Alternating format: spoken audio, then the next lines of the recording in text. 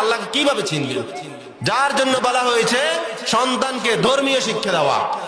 হাদিসে পাকের মধ্যে আসছে, সন্তান যখন মাদ্রাসায় যায়, যখন বারবার বলবে বিসমিল্লাহির রহমানির রহিম,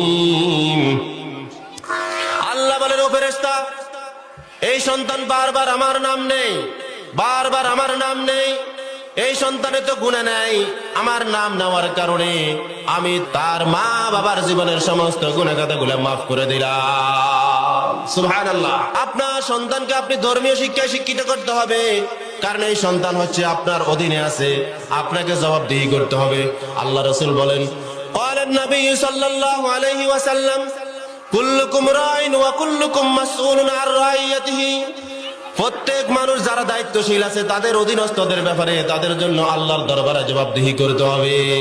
আল্লাহ তাআলা বলেন, ইয়া আইয়ুহাল্লাযীনা আমানু কু আনফুসাকুম ওয়া আহলিকুম নারা, হে ঈমানদারগণ, তোমরা নিজেরা জাহান্নাম থেকে বাঁচাও, তোমার আহাল তোমার পরিবারকেও জাহান্নাম থেকে বাঁচাও। তা নিজেরাও বাঁচতে হবে, নিজেদের সন্তানদেরকেও জাহান্নাম থেকে বাঁচাইতে হবে, বাঁচানোর জন্য চেষ্টা করতে হবে, বাঁচানোর জন্য ইলম শিক্ষা দিতে হবে, যার জন্য আল্লাহ পাক রব্বুল আলামিন বলেছেন।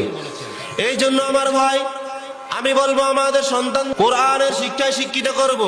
আল্লাহ পাক রব্বুল আলামিন বলেন যে কোরআন হচ্ছে এমন একটা কিতাব, এটা কোনো দুনিয়ার মানুষের বানানো কিতাব নয়, এটা স্বয়ং আল্লাহ তাআলার কিতাব।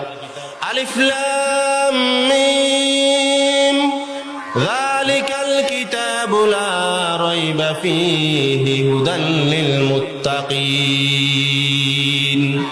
আল্লাহ বলেন এটা এমন একটা কিতাব যার মধ্যে সন্দেহ করার কোনো অবকাশ নাই, মুত্তাকিনদের জন্য হেদায়েত। সুবহানাল্লাহ।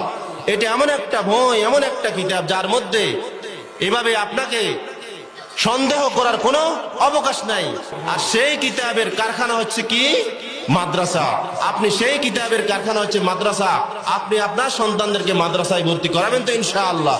কারণ আপনি শুরু থেকে যদি ধর্মীয় শিক্ষা যদি না দেন, সে বড় হলে ধর্মীয় শিক্ষা থেকে বঞ্চিত হওয়ার কারণে সে বড় হবে, সে কিছুই জানবে না, সে ওযু জানবে না, নামাজ জানবে না, কিছুই জানবে না, একটা মাসআলা জানবে না।